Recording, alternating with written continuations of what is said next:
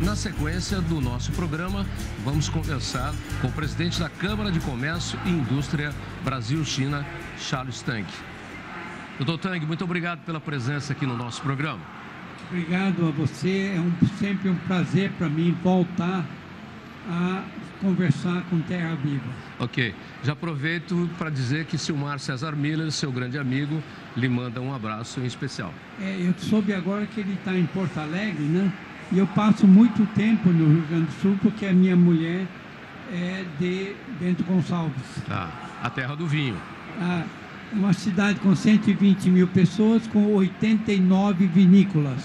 É muito bom. Eu conheço e acho muito bom o vinho e Bento Gonçalves. Então agora, quando eu voltar para lá, vou visitar meu amigo Silmar. Por favor, faça contato com ele que ele está aguardando. Deixa eu aproveitar, já que nós tocamos no assunto vinho, Tang, a China hoje é um produtor de vinho também e é um grande consumidor de vinho. É uma surpresa no mercado internacional, não como consumidor, mas como produtor de vinho. Olha, a China consome tanto vinho que ela não consegue produzir uva suficiente para atender o mercado chinês. Então, eu, por exemplo, trouxe para o Brasil e visitei Bento Gonçalves, junto com o presidente, o governador de Hebei, e com o presidente da maior vinícola da China, né? E ele compra vinho em tonéis do Chile e da Argentina para poder engarrafar na China, porque não tem produção suficiente na China para atender o mercado. Você lembra que são 1,4 bilhão de bocas. Muita gente pode achar estranho isso, mas muito do vinho engarrafado em Portugal, em diversas marcas, também é produzido por grandes vinícolas que fornecem o vinho para que outras marcas coloquem o rótulo, né, Tang? Então, por exemplo, o meu amigo Eurico Benedetti, ele me contou que a vinícola dele lá em Pernambuco tem 3 safras por ano. De uva, isso. 3 safras de uva. Que normalmente as vinícolas ficam paradas, a maioria do ano, fazendo manutenção, porque só tem uma safra por ano, colheita de uva. E lá, além de ter 3 safras, quando a uva, que é exportação, tem um pequeno risco na casca, ela já não serve mais para ser exportado como fruta. Aí vai para fazer vinho. Então, eu tenho certeza que o moscatel, que tem aquele buquê, sim, e um pequenininho, um pouquinho doce, serve perfeitamente para o paladar chinês. Olha aí, começamos bem a nossa conversa, porque eu sou um apreciador de vinho e acho o moscatel uma uva muito especial que se deu muito bem com o Brasil e desenvolve aí bons vinhos e bons espumantes. Dr. Tang, começamos contando uma história aí de aproximação com o setor de produção de vinho da China com o setor, mas esse é um trabalho da Câmara de Comércio e Indústria Brasil-China. E eu assistindo sua apresentação na quarta-feira, aqui no nosso Rio Mais Agro, vi algumas histórias que o senhor contou sobre, por exemplo, como o algodão brasileiro entrou na China. E é uma história bastante interessante, porque os produtores de Mato Grosso e do Centro-Oeste, o senhor levou acho que 3 ou 4 produtores de tecidos na China, que queriam comprar algodão. E eles falaram, mas o senhor trouxe só isso? Como é que é essa história e de quando é? Olha, uns 15 a 20 anos atrás, o presidente da AGOPA, Associação Brasileira de Produtores de Algodão, Associação Goiana de Produtores de Algodão, me procurou, o Haroldo Cunha Rodrigues me procurou e falou que estava com uma sobra de caixa e queria convidar. Me perguntou por que os chineses nunca compraram algodão no Brasil. E eu respondi que provavelmente porque vocês nunca foram lá vender. Aí ele pediu para mim trazer alguns compradores de algodão para conhecer o algodão de Goiás. Ele depois foi ser presidente da ABRAPA, que é a Associação Brasileira de Produtores de Algodão, mas na época era só de Goiás. Aí eu trouxe 4 compradores chineses, de empresas chinesas, para visitar a algodoeira de Goiás. E quando ele recebeu os chineses, ele virou para mim e falou: Tang, você só trouxe 4? Eu falei: olha, Haroldo, esses 4, as empresas dele consomem 2/3 da produção do Brasil e 3 vezes a produção de Goiás. Se não for suficiente, eu vou convidar mais. Ele falou: não, chega, chega. Bom, tá bom.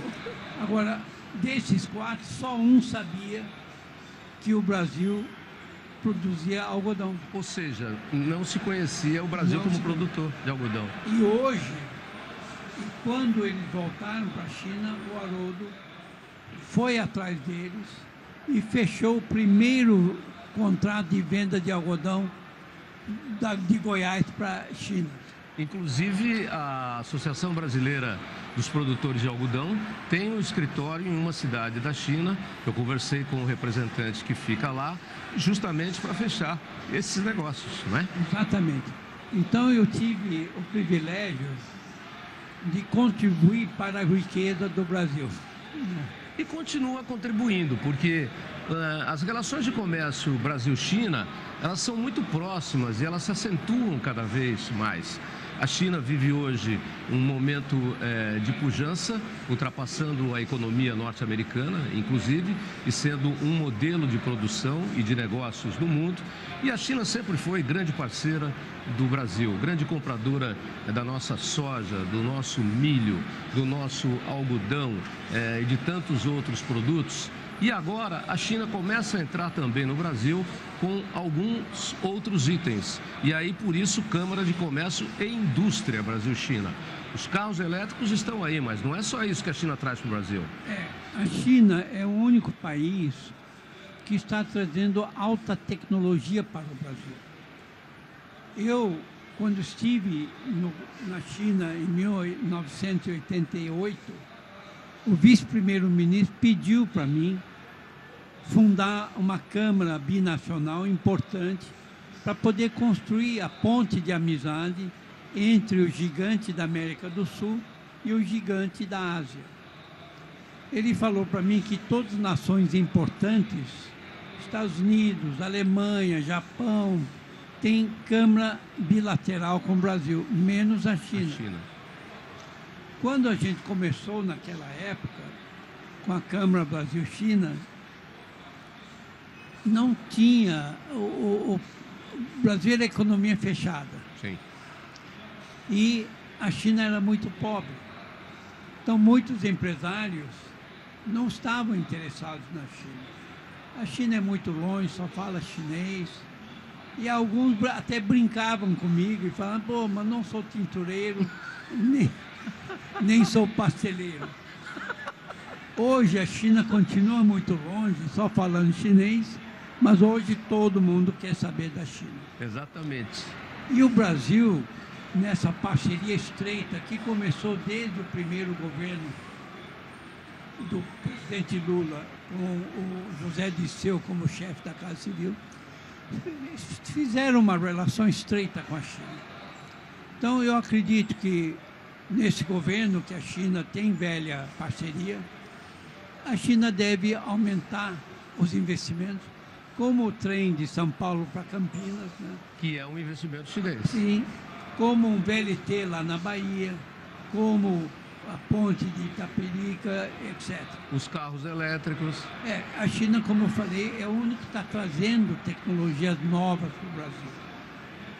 Me lembra muito quando o presidente Collor falou das carroças, Sim, né, sim. produzidas no Brasil.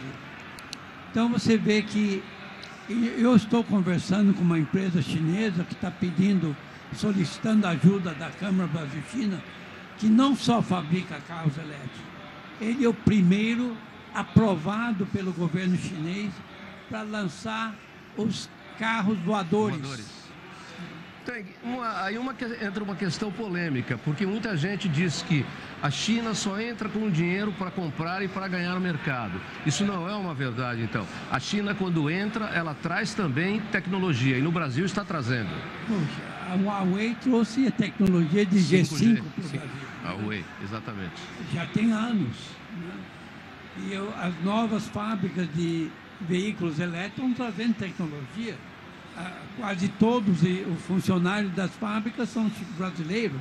Então acreditamos... Não, e no agronegócio, então, os chineses entraram em empresas de máquinas e equipamentos agrícolas, de tratores, têm comprado empresas de fertilizantes. Eles estão diretamente ligados no agronegócio brasileiro. Sem dúvida, estreitamente ligado. Por exemplo, estou trazendo a maior fábrica de tratores agrícolas da China para o Brasil. Os tratores existentes no Brasil, vamos dizer, pegar um exemplo de 75 cavalos, que logicamente para plantio de soja precisa de mais de 200 cavalos. Sim. Os tratores vendidos no Brasil custam mais de cerca de R$200 mil ou mais. Os mais baratos. E o trator chinês, que é muito bom, tem tudo que os tratores hoje vendidos no Brasil têm, custa de 75 cavalos, custa mais ou menos $13 mil, preço FOB China. Como a China consegue esses preços tão bons quando entra de frente com seus concorrentes? Olha, a China não tem o custo Brasil. Quando eu estava aconselhando uma grande fábrica de autopeças de Curitiba para entrar na China, eu consegui para eles 280 mil metros quadrados de terreno gratuito, terreno industrial asfaltado. O governo ia instalar uma subestação elétrica de $20 milhões, porque essa indústria fazia fundição então que puxa muita energia. Sim, sim. E também ia dar 12 anos de isenção fiscal. 6 anos 100%, 6 anos 50%. Ou seja, não tem os custos que tem a produção brasileira, por exemplo. Exatamente. E os impostos. E não tem a burocracia. A burocracia. Porque a indústria nacional, até chegar na porteira da fábrica, o empresário nacional é excelente, é criativo, é batalhador. Só que daí para frente ele barra numa série de... A falta de logística, os altos impostos, os altos custos trabalhistas, e aí vai. Quer dizer, está aí um exemplo de por que o Brasil é tão eficiente até um certo ponto na sua produtividade e de um certo ponto não evolui, a burocracia.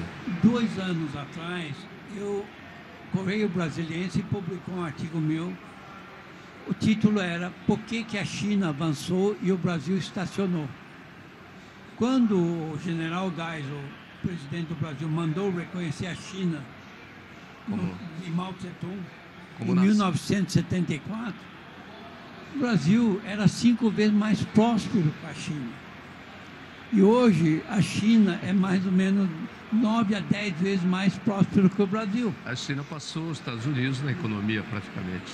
Não, em termos de paridade de poder aquisitivo passou. Mas em termos de PIB em números absolutos ainda não. Mas é que está chegando, né, Tang? De acordo com o Banco Mundial e FMI, vai passar. Vai passar. Essa é a tendência. Bom, para a gente caminhar um pouquinho aqui para o final da nossa conversa, e eu tenho a impressão que essa parceria, como foi dito, porque ela começou muito bem próxima no primeiro governo do presidente Lula, o governo do PT está de volta agora, e isso teve continuidade durante todo o tempo.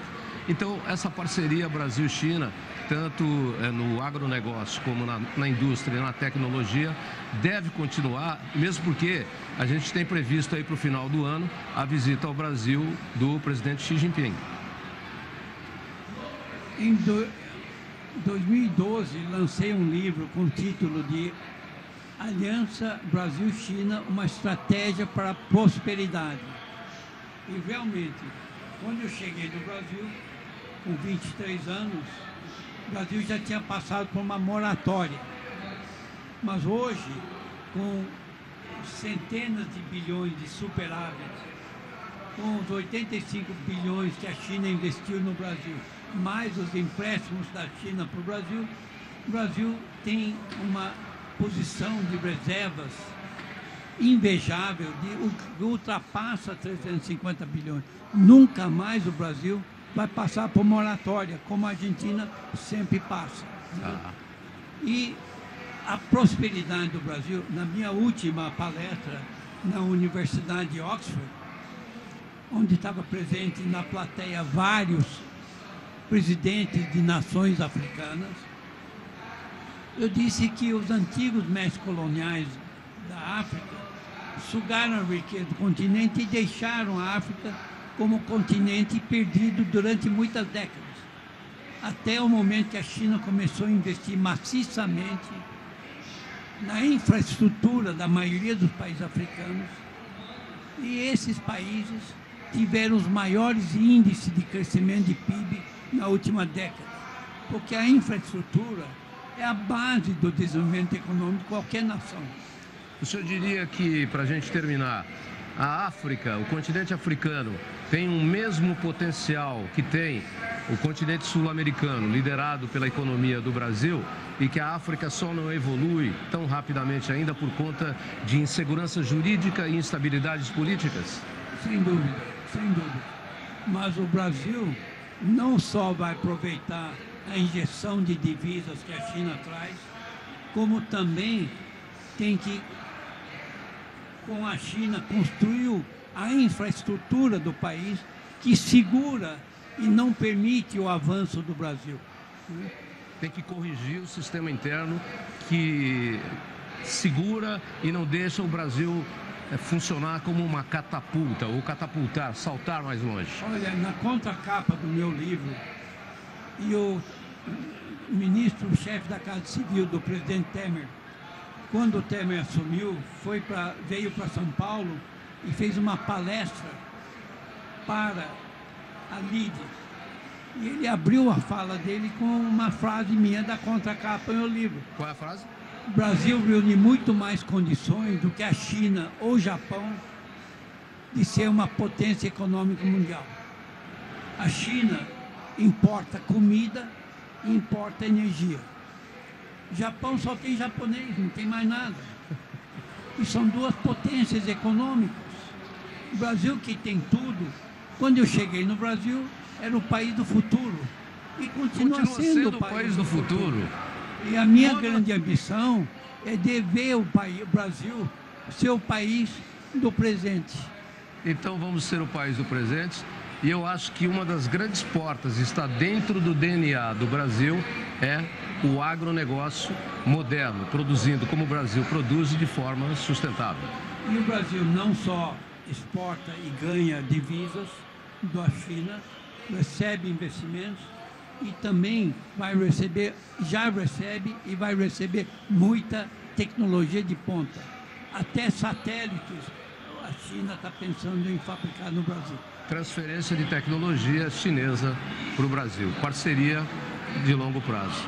Olha, muito feliz com essa nossa conversa aqui e saber que o chinês anda bebendo vinho brasileiro também. Essa é uma novidade que eu não sabia. Doutor Tego, muito obrigado, estamos sempre à disposição e precisando, as nossas portas estão abertas para a gente manter as nossas conversas. Quando você vai para a China e fica em hotéis de 5 estrelas, e você pede uma caipirinha, uma batida, eles vão te servir com cachaça e pioca. Muito obrigado pela presença e por essa conversa boa, estreitando ainda mais os nossos laços entre Brasil e China. Charles Tang, presidente da Câmara de Comércio e Indústria Brasil-China, muito obrigado por nos atender, porque eu sei que o seu tempo é precioso e vai aproveitar pegar uma praia no fim de semana? Obrigado, Tang.